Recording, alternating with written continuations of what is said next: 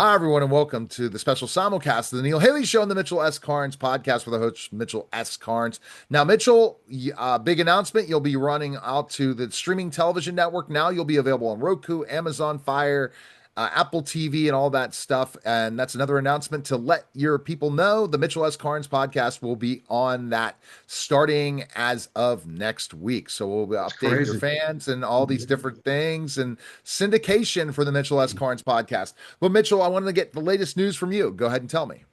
Yeah, big day tomorrow. This has kind of come up. It was going to be a just a laying down the primary, what they call scratch tracks for the soundtrack, a couple of songs, two or three songs, so they can get the voices down on that, and then they get the orchestration behind that. But it's turned out to be a much bigger event. We already surpassed our Kickstarter goal by I think 16 or $1,700. And so now we have several potential investors, and so they're going to be a part of this. And so I think there's going to be about 20 potential investors. From what I understand, any one of them could write the whole budget in one check. So I don't know how that's going to work out. If it's going to be multiple investors or just one big one. Also, we have someone from representing one of the streaming uh, platforms going to be there. But so I'm going to be there as well now. This is going to be meet the author, and I'm going to show them a little bit more about the series, answer questions. We're going to do a lunch, and then we'll be in the studio where some of the primary cast will be there. I'll be there. My wife's going to be in there with me, and my daughter and her new fiance, and then several of the country music artists that are going to be on the soundtrack. Wonderful. That's exciting. Everything is developing and coming into place, it sounds like. Yes, it's going crazy. It's everyone that keeps talking about this and saying this said it's the right time, it's the right story for the right time, and so we're hitting it where it's supposed to be. All right. Okay, so that's great news in and that end. What else? What other news? Well, and after that, we've got 3 weeks in a row of book events. One here during my yard sale, I'm going to have my book stuff out there to meet people as they come in. And then I have one in Smyrna, Tennessee, and another one in Franklin, Tennessee, at one of my regular bookstores there. And then we go to August, which is starting the filming. The series will be in that mode. It's going to be crazy. Awesome. I'm excited for you on that end as well. And writing, you're writing, right? Continuing Yes, to I write. actually switched topics. I was really struggling with this sex trafficking one, and it was forcing a lot of it. So I just opted to do a different story, and it's going to be one with addiction and kind of hurt from the church, all combined in that story. And it's about the victory out of that. That's good. That's intriguing for sure. And you go back into that end. And what about and are you writing the next Abbey as well? Well, I've got it outlined. I've got to keep putting it aside so that I can do this since I started a new novella. I just changed the topic yesterday. So I've already been, I think, about 15 pages into it, but I've got, uh, 200 pages to write in the next month. All right, so let's talk about this process. Now you Okay. really what do you do when you're getting ready to sit down and write? Well, this is one, it's kind of based loosely on things that we went through as a family with our some of our adopted kids and their addictions. They came to us because both of their parents were addicted uh, to things. And so we adopted a group of 5 kids all at one time. And then we struggled with that. And this is about coming out on the other side of it, victorious, and seeing them as healthy adults with families, and it's how did that process go and how did God finally reach them through this? And so I'm taking bits and pieces from that story, fictionalizing it and making it one. Wow, okay. Okay. And when you break things down, you outline it on paper. What are you on the word process? Are you on the computer? What do you do? I scratch on a notebook primarily, and then I get on the computer and start writing. But hardest part is first of all, what point of view am I going to write? Do I write from one of the characters, which limits you as the scope of what you see? Do you do third person omniscient? But that pulls you back out of the story. And so I've decided to write from one of the characters in the story, the father, who's writing at kind of the past. This is how all this happened.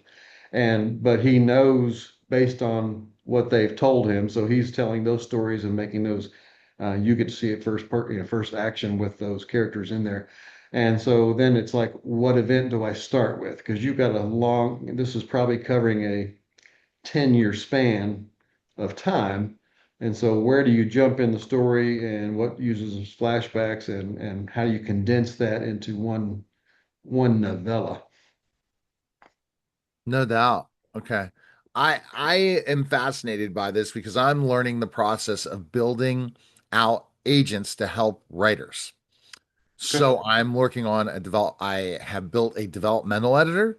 I Mhm. built a line editor and a copy editor. But in the developmental editing thing phase, I'm learning so much, Mitchell, about how difficult it is to be a writer because AI doesn't want to write like a writer. And so when No. you ask it to revise, it puts its AI idiomisms in the basically Yeah. And you see where those over. the dashes, M dashes, always summarizing the next chapter, doing certain things, writing the same amount of pages. I'm learning this all with a client who's trying to build those things in. Because imagine the ability to crank out more books, but be entertaining at the same time, but still keep it to the writer's voice. Yes. That's tough, Yes. right? Go That's ahead. the hardest part I learned over time. That was my minor when I was first in college was the creative writing. And so I went in there kind of a cocky, well, I wouldn't say even kind of, I was cocky, thinking I had all these great endings and this and that. And that's why I heard those things from my professor is, great ending, where's the story? You don't want to write, you want to have written. And that was a big step for me to overcome. And then I tried to be like somebody and like this person, and I was struggling so hard. And it was finally just allowing myself just to be me. I'm not going to be Grisham. I'm not going to be Clancy. I'm not going to be, Patterson. I need to be the best me I can be.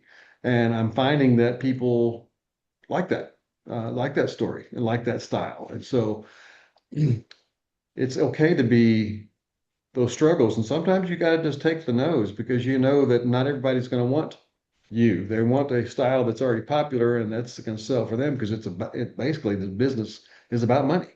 And so even where I want to have a ministry focus in there, I don't want to hit you over the head with it.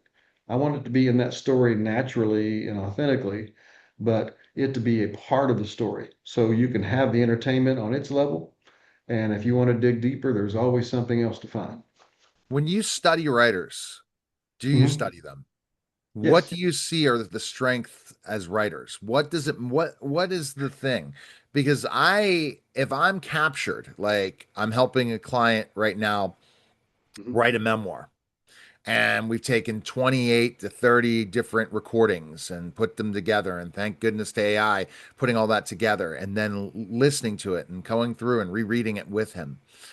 Uh, how do you know it's a good story as a writer and it's not going to be panned by people who read a lot? I read a lot, but I don't read a lot for enjoyment purposes. And that's what you are, is a entertainment writer Right. that wants people. What do you think those strengths are? You're talking about for the memoir? Not a memoir. No, what you do. Not a memoir. Of my strengths? Yeah. I think that is having just that, first of all, knowing my audience. Who am I writing for? I tried to write one for everybody, and what you do is you wash it down so much that nobody's interested in it. And one of the best pieces of advice is I've got on figuring out my voice is it says, if you don't enjoy writing it, why would you expect anyone to enjoy reading it? Right. And so I've got to enjoy this process. I really do have to love the writing of it and get excited about that every morning to get there and get another piece of it and not want to put it down. So that you have people who are reading it, like this last book, who say, I read it in one night. I read it in 2 nights. I stayed up till 4 in the morning to finish this. I couldn't put it down. That's what I want to hear. And when I'm writing it, I feel that way. And if I don't feel that way, that's why I changed, this novella from sex trafficking to this one on addiction, because I wasn't feeling it. I was forcing this into a story and trying to do this, and it just wasn't natural for me. So I had to just drop it all, even though my deadline's still going to be the same deadline. And the end of August, I have to have this done. But I jumped on it, and it just starts flowing right out of me. And so that's what I want writers, young writers, to know is you've got to sense that it's got to be exciting for you. It's got to be passionate for you, or your readers aren't going to put it down. They have so many options. Too many. All right. So go to mitchellscarnesauthor.com. You can purchase his books. Autographed copies are available there. And I cannot wait to news next week to find out what's up Oh, next yeah. Yeah. with the investors. Appreciate it, Mitchell. All right. That was the special simulcast, Neil Haley Show on the Mitchell S. Carnes podcast, guys. Take care.